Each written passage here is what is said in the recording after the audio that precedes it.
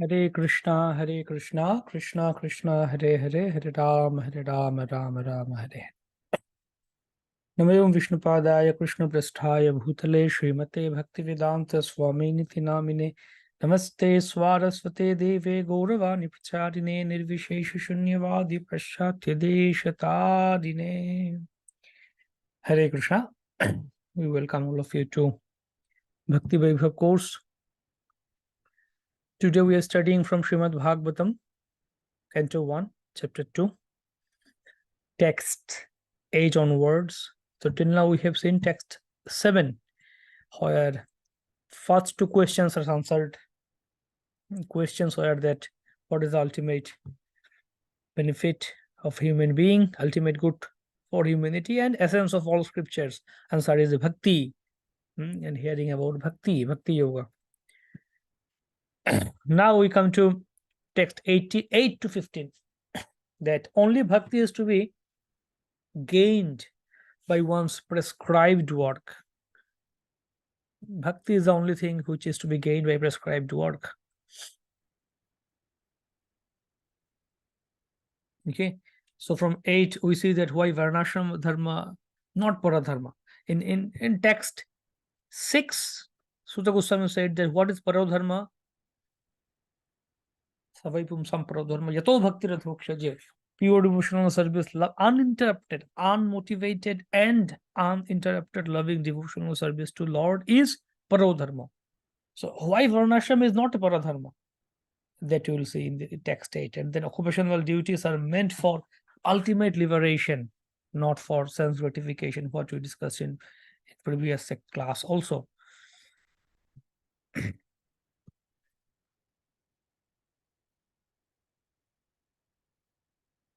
Dharma swanustitah pumsam vishvaksena kathasu yah na utpadayad yadiratim shrama eva hi kevalam. So now this text answers us why varnashram is not paradharma. Duties or dharma executed by men, regardless of occupation, are only so much useless labor if they do not provoke attraction for the message of Supreme Lord. So, dharma so anushtitaha pumsam vishvaksena kathasu yaha. Occupation executed in terms of one's own position, pumsam, or of humankind. Vishvaksena, that's another name of Supreme Lord, plenary portion. When we have this 24 forms of Lord Vishnu, we do Aj Tilak, Om Keshavaya Namo, Om Narayana Namo, Om Madhavaya Namo, Om Govindaya Namo. So there are 12 forms. There are other 12, 24. Those who are Pujari, they do 24 achamans, like big small achaman, what we do, and small Tilak, Keshavaya Namo, Narayana Namo, Madhavaya Namo. But those who are Pujari, they, in their achaman, they name 24 forms of Lord Vishnu. One of them is Vishwaksen also. Kathasu now utpade yadiratim shamaya vahi kevalam. But if someone is following his varnashram duties so meticulously, so perfectly, but even after following all these varna dharma, ashram dharma, so many things, still he doesn't get a desire for hearing Krishna Katha, then such following of varnashram and everything is useless. Shama eva hi kevalam. That is the main theme of this shloka. Shama eva hi kevalam. Useless labor. Why? If someone doesn't get rati or attraction for Krishna Katha, which is the beginning of bhakti. Rati for Krishna Katha is the beginning of bhakti. Shravanam, Kirtanam, Vishnu Smaranam, Pada Sevanam, Archanam, Vandanam, Dasyam, Sakhyam, Atmanivedanam, Navada Bhakti, 9 limbs of bhakti. First one is Shravanam. So bhakti starts from Shravanam, starts with Shravanam. So if someone doesn't get taste for Shravanam, means his bhakti hasn't started yet. So that's one thing. We are doing bhakti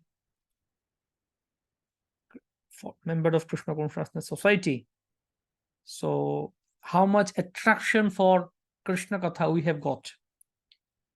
How much attraction for listening to Bhagavad, Srimad Bhagavatam, reading Srimad Bhagavatam, hearing Srimad Bhagavatam we have got. So one thing is that, yeah, someone might say, okay, I see it in Bhagavatam class. I like some hearing some stories when they share some stories of Krishna killed Kamsa or this happened. I liked hearing all those, but I don't like sitting and reading. So hearing Shama evehi kevala means na utpadayad yadiratim Krishna katha suya vishvaksena katha suya. Attraction for hearing Krishna katha means also studying Srimad Bhagavatam. Why? Is reading Srimad Bhagavatam, studying Prabhupada's purport as good as hearing Krishna Katha? Yes. There is a letter by Srila Prabhupada, one devotee wrote to Prabhupada that is reading your book as good as hearing from you? Prabhupada said yes. I think to Rupanuga Prabhu or someone, he wrote this. I said yes. How? He said, I have recorded this. Like, how did Prabhupada gave his purport? Prabhupada used to record on his dictaphone at night. Middle of the night, he would wake up, he would record on his dictaphone, see the books, and he would record. So it means Prabhupada is giving his commentary, recording his commentary on a dictaphone, in a tape recorder. And then later on, devotees would listen to that and transcribe that and edit and put in a book format. And then book would be printed. So Prabhupada said, our books are recorded kirtan. Prabhupada recorded his purport, devotees listened to that and typed and made the book. So that means if we are reading this, we are reading transcription, like our spiritual master or different senior devotees, they are giving classes. There are sometimes transcription of the classes. So it's like Srila Prabhupada, he did kirtan of Bhagavad on his tape recorder and devotees listened to it. They transcribed, typed and gave us. So reading Prabhupada's purports, reading Bhagavatam with Prabhupada's purport is as good as hearing Srimad Bhagavatam. So when it says now utpade yadi ratim, that attraction for hearing means also attraction for reading Srimad Bhagavatam. So that's my thing. More we get attraction for hearing Bhagavatam, more we get attracted to Krishna. More we get attracted to Krishna, and more we serve Krishna. So in this purport is amazing. Prabhupada talks about selfishness. See, Prabhupada talks about selfishness, different types of selfishness, extended selfishness, and centralized, concentrated selfishness.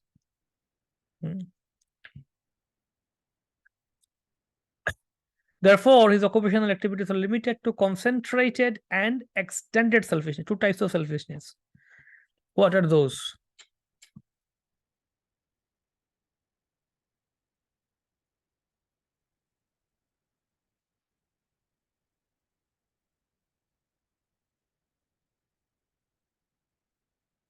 Okay, what are those? Concentrated and extended here. Concentrated means what? Centers around the personal body.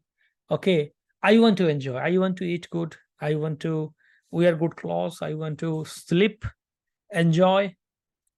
That concentrated, that I want to do. I want to enjoy.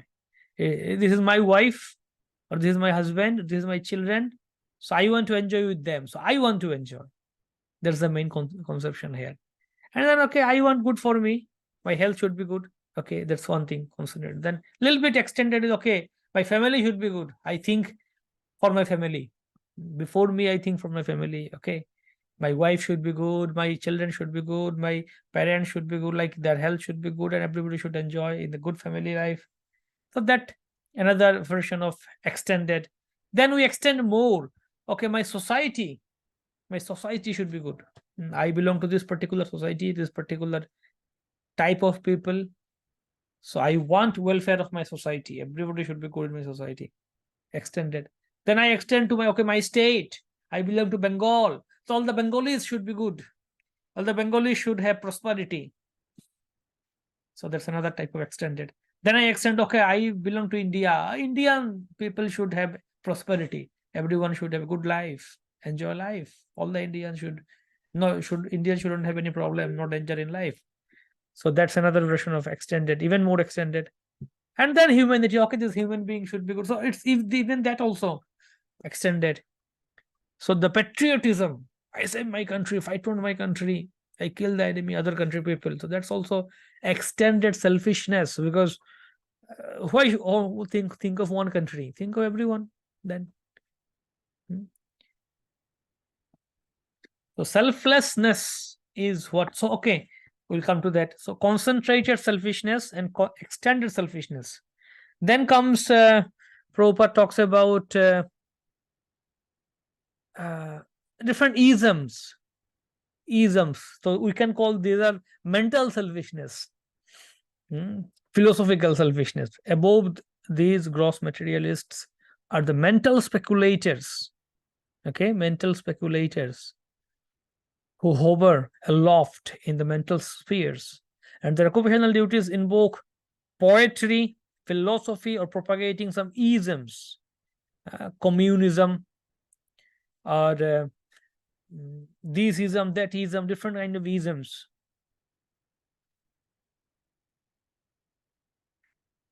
Pantheism. Prabhupada talks about pantheism in second canto. Different kind of ism. Selfishness limited to the body and the mind. So it's also a kind of selfishness. I liked so mental concoction, philosophical concoction. They like to do those.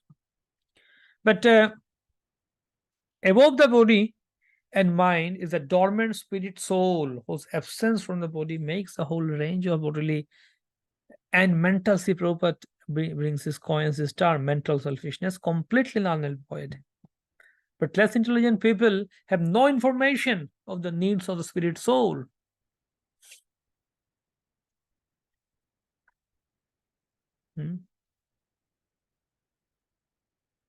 So, after mental selfishness, we can go to selfishness based on soul. Selfishness for soul. So, what is selfishness for soul? That's in Prahlad Maharaj also says to his father, Nate vidu swarthagatim hi Vishnur durashaya ye bahirarthamanina. That my dear father, ultimate ultimate interest for human being, for the soul, is to serve Vishnu. So I want to deliver myself from this material world. I want to do bhakti. I want to get delivered. I want mukti. I want love of Godhead even. That's another. I want welfare for myself, my soul. So one is like previously what we discussed, selfishness, it's based on body. I want to enjoy my wife, my children, and my family and my community. So that's based on body. My country based on body. But then comes the platform of soul, then platform of mind, and then platform of soul. In soul also I want to get delivered. And that selflessness based on the soul is Pararthavad. Pararthavad. So there is a shloka by Prahlad Maharaj again in Srimad Bhagavatam, where he says, Prayena deva munayo na parartha nishtha.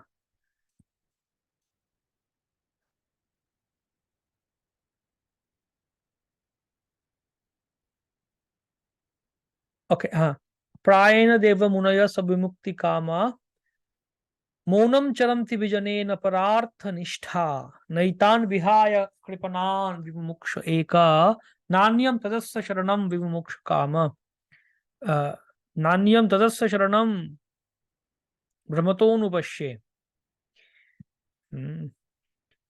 It's 7.9.44, 7.9.44, Prahlad Maharaj prayers.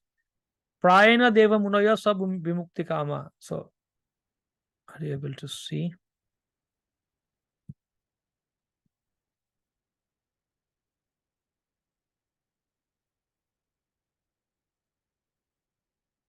My dear Lord Nrsimhadev, I see that there are many saintly persons indeed, but they are interested only in their own deliverance, not caring for the big cities and towns.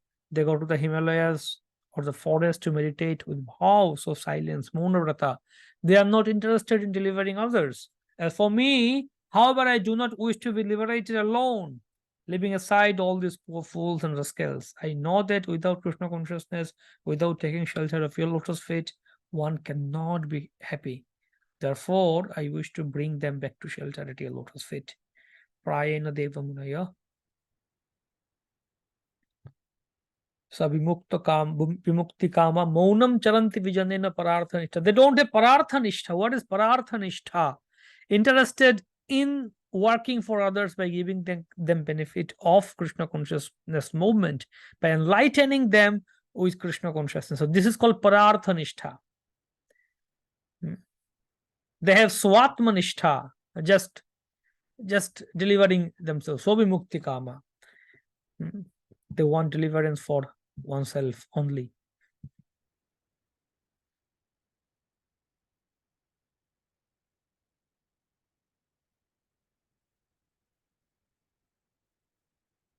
Yeah, so we need to go to that platform.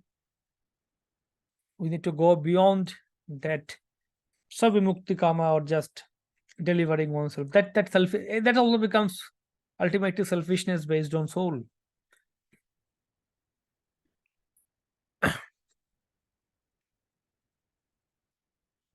So this is possible only by hearing and chanting the divine activities of the Supreme Lord, and only occupational activity which does not help one to achieve attachment for hearing and chanting the transcendental message of Godhead is said hearing to be simply waste of time.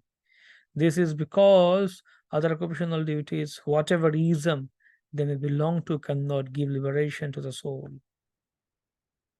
Even the activities of the salvationists are considered to be useless because of their failure to pick up the fountainhead of all liberties. Then in next text, he talks about the purpose of religion. Purpose of following religious duties, occupational duties, are meant for ultimate liberation. Dharmasya hyapvargasya narthorthayopakalpate narthasya dharmaikantasya kamalabhaya hi smritaha. All occupational engagements, dharmas, are certainly meant for ultimate liberation. They should never be performed for material gain. Furthermore, one who is engaged in the ultimate occupational service, dharma, should never use material gain to cultivate sense gratification. Okay? All occupational engagements, dharmas, are certainly meant for ultimate liberation. Dharma sya hi apavargasya. Apavargasya. Actually, Chaturvarga is dharma, artha, kama, and fourth one is moksha. Ultimate liberation, apavarga. Na arthaya. It's not for material gain, material artha. Upal kalpate. In Varnashram and in traditionalist, in Vedic, even that generally they promote more of artha kama. Dharma is for artha kama. More you do dharma, you get artha kama. But actually, occupational engagement dharmas are meant for liberation.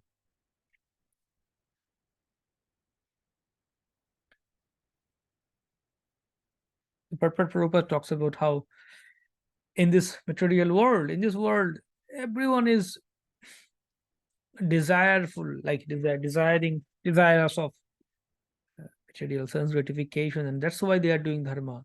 In Bhagavad Gita also, even chapter 16, Krishna talks about how they are doing Ishwaraham aham bhogi, siddhaham valavan sukhi, yakshe dasyami modishe, kon vishasodrisham maya, that I am the one, I am the Lord, I am the best, I am the best, I am the best, I'll do this, I'll do that. Even I will perform fire sacrifice, I will give charity. Who is best or who is better than me? Nobody is better than me. I am the best in giving charity. I am the best in performing sacrifice and religious duties. Like people have this mentality. Okay, I will do a Bhagavad Katha organize a Bhagavad Katha in my family, in my village, and I will Or in Bengal, it's more of like, in other place, like they do arrange in India Bhagavad Katha traditionally, or they bring some Kathakar. In Bengal, it's more of they want to do some kirtan, some 24 hours kirtan. They organize some professional kirtaniyas. So, in fact, my father also did before coming to ISKCON Krishna consciousness. My father also did that for in the name of my grandfather who passed away and all. So, okay, we will organize a kirtan at our house. So, in our village, at our house, organized a kirtan, and lots of kirtaniyas came, professional reciters, kirtaniyas, and like we invited all the people in the village, not only our village but other villages also. Nearby, all the villages we invited. They came for they attended in kirtan and took prasadam and this and that. So it's a big matter of prestige. It's a matter of prestige that, okay, I have money and I'll organize kirtan, or I'll organize Bhagavad Katha in my village, in my home, and let everyone, let us feed prasadam to everyone and this and that. So I'm a big religionist. See, like that motive also comes, that mentality also comes in people. Of course, but that's more of pious. But in the pious way also they're getting, they get puffed up, proud also, whatever.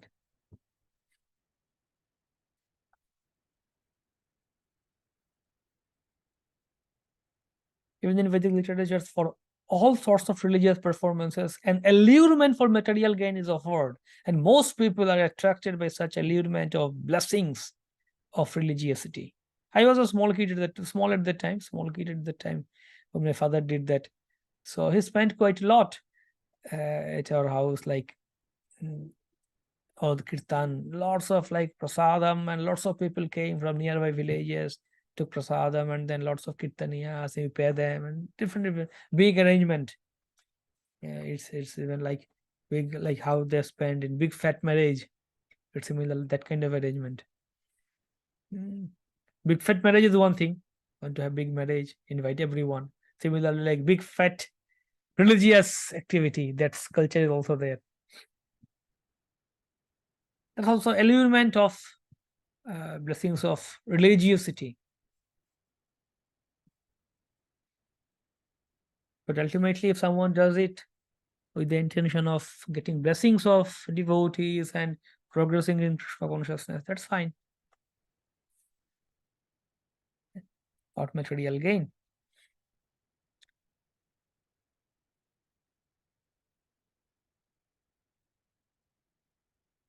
Okay, that's the main point, main theme here. Text 10 talks about the purpose of human form of life. Why did you get human form of life? So, life's duty is inquire about absolute truth. Jivasya tattva jigyasa. कामस्य नेन्द्रिय लाभो जीवेत जीवता, लाभो जीवेत यावता, जीवस्य तत्व जिज्ञासा नार्थो यश्चेह कर्म भी, जीवस्य तत्व जिज्ञासा. That's one of the things in Vedanta Sutra, जीवस्य तत्व जिज्ञासा, अथात ब्रह्म जिज्ञासा, and जीवस्य तत्व जिज्ञासा. Life's desire should never be aimed at gratifying the senses. Kamasya na indriya pratir labha jiveta yavata. One should desire to live only because human life enables one to inquire about the absolute truth. This should be the goal of all works. So Prabhupada said his disciples that, okay, you pray to Krishna that please allow our spiritual master to live. Prabhupada wanted to live more. But it's that living is not for sense gratification. Not that, okay, want to live more, I want to enjoy more. No, Prabhupada wanted to live more in order to preach Krishna consciousness, in order to fulfill the order of his spiritual master, which is to preach all over the world, to fulfill his mission. So if someone has a mission, he can live. That's what we find in Ishopanishad also. Ishavasyam idam sarvam yatkincha jagatyam jagattena tyaktena bhunjita magrita kasva siddhanam. Follow Ishopanishad principle. Everything is belongs to God. Don't encroach upon someone else's property. And if someone does like this, then in second verse of Vishopan, mantra of Vishopan says that one can live for desire actually for 100 years also, because by living in that way, he will not incur sin, not uh, sinful reactions.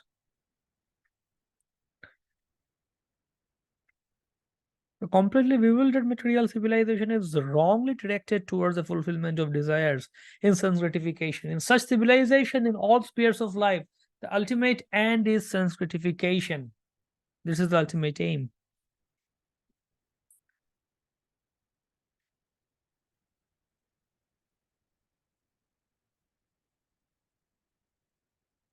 Mm.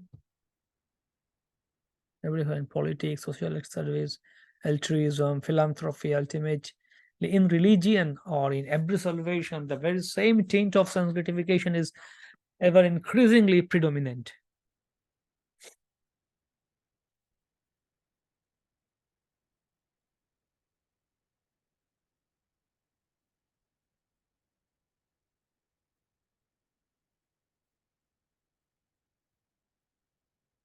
Dharma, artha, kama, moksha.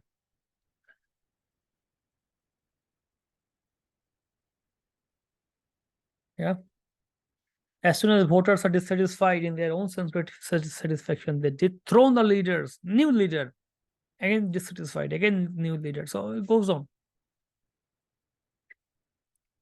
Hmm. For example, marriage or the combination of man with the woman is necessary for progeny, but it is not meant for sense enjoyment. In absence of such voluntary restraint, there is propaganda for family planning. But foolish men do not know that family planning is automatically executed as soon as there is search for absolute truth. So that's also one thing in our devotee is also some one thing is there. There are some people that that idea is also there in devotee community that okay, you get married, don't get children. So devotees also that don't want to get child. Why? Oh, his child is disturbing. Like they give excuse that okay, the children will distract us from Krishna consciousness. We want to preach, we want to serve. One devotee was saying that Prabhu, we have a Shalagram Shila at our home. Me and my wife, we worship Shalagram. We morning we have like we do deity worship and different things. We are engaged. So if we get kids and all, then we'll be distracted, disturbed in bhakti. So we decided not to have kids. We'll have our life like this. Okay, good. Go ahead. So why did you get married? Oh no, we need life partner and we need support in life. So okay. So this is not our main philosophy of Krishna consciousness. The philosophy is that why men and women are combined for progeny, get Krishna conscious child. That's the main point.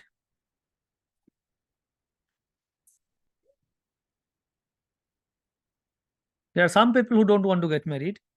They want to live like they don't want to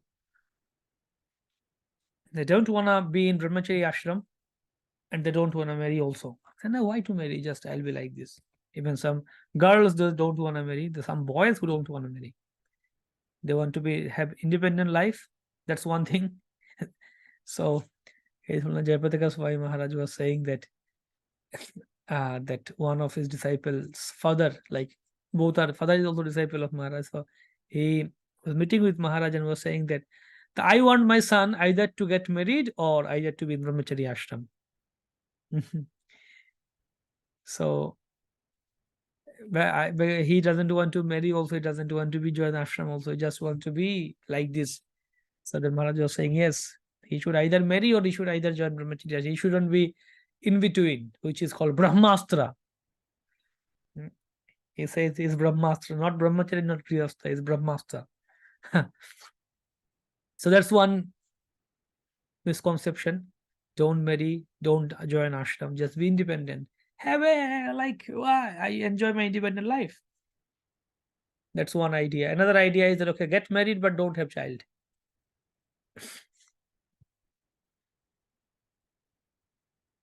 Hmm. Vadanti tat tattvavidas tattvam yajnanam brahmeti paramatmeti bhagavaniti shabdyate. So this talks about, okay, what is the absolute truth? Now, previous verse talks says, okay, inquire only about the absolute truth. Jivastha tattva jigyasa. Now, question might come that what is that absolute truth that we need to inquire about? So now this talks about three manifestations of absolute truth. Three manifestations of absolute truth.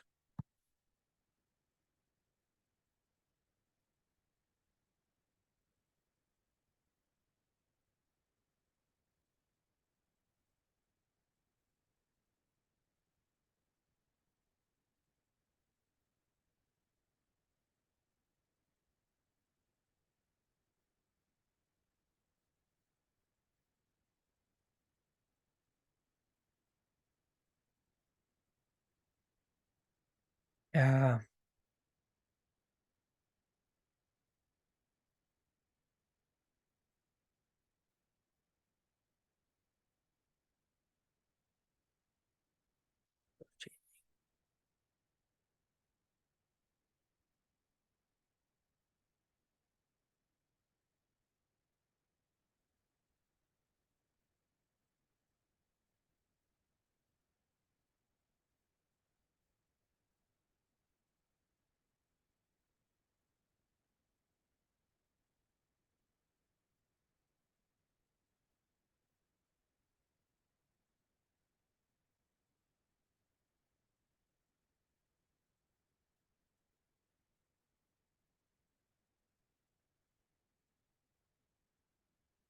Okay.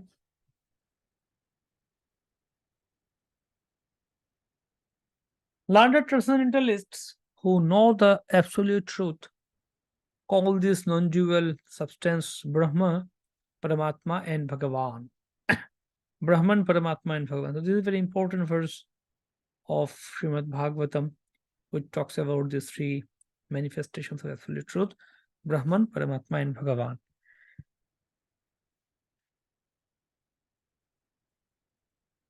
Or Bhagavan. So, what is that?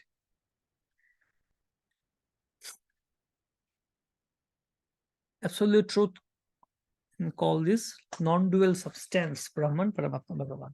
So Brahman is the Brahman effulgence, that the impersonal effulgent light comes out of the Supreme Lord. That's called Brahman.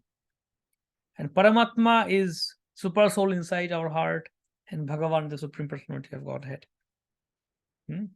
So the Supreme Lord has his effulgence from his body. So the Gyanis, they can go up to that only. They can see him till that level. That's all Supreme Lord is. It's like it light. They cannot see anything beyond that light. They cannot see anything beyond that effulgence. The effulgence is impersonal, isn't it? So because they cannot see beyond that effulgence, that's why they think that the Supreme Lord is Nirakar, Nirvishesha, impersonal. They are called the impersonalists. And then the Paramatmavad is the yogis. They try to meditate on Paramatma in their heart, and they realize Paramatma, localized Paramatma. And then Bhagavan, those who are devotees in Bhakti Yoga, they can realize the Supreme Lord as Satchidananda Vigraha. He has forms, beautiful pastimes with his devotees. So this Brahman is partial realization. Paramatma is also partial, but Bhagavan is ultimately the Bhagavan realization is the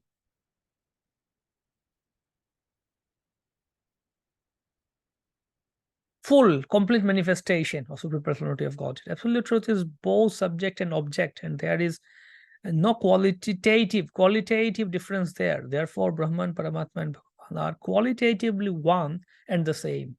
same substance is realized as impersonal Brahman by the students of the Upanishads, as localized Paramatma by the Hiranyagarbhas or the yogis.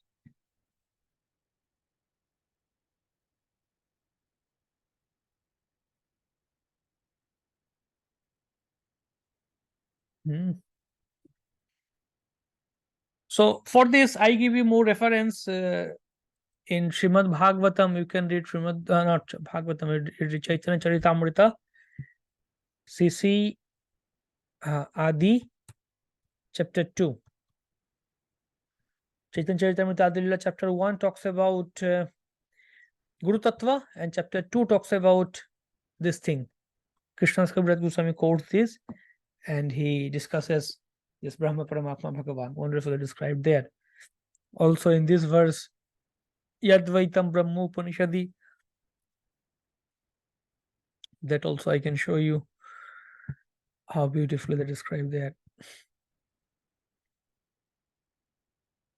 Chaitanya Charitamritaya Adi Lila,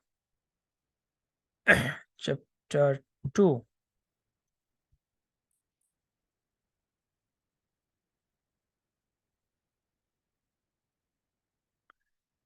Oh,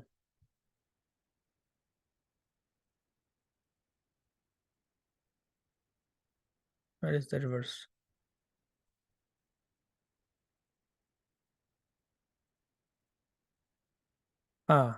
See this, text 5. Adi 2.5. Yadvaitam Brahma Upanishadi Tadapyasvatanubha Ya Atmantaryami Purusha iti sosyamsa vibhavaha Shadaishwarya Purna Yaiha Bhagavan sa Swayamayam Chaitanyat Krishna Jagati Pratatvam Paramiha. What the Upanishad just describe as the impersonal Brahman is but the effulgence of his body, and the Lord known as the super soul is but his localized present portion. Lord Chaitanya is the supreme personality of Godhead. Krishna himself, full with his opulence, 6 opulences, he is absolute truth, and no other truth is greater or equal to him.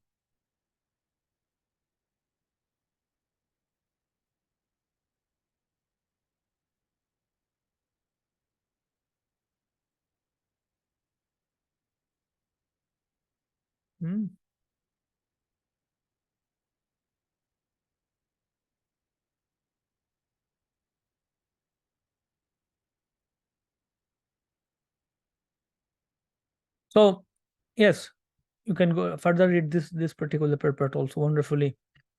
Prabhupada described that.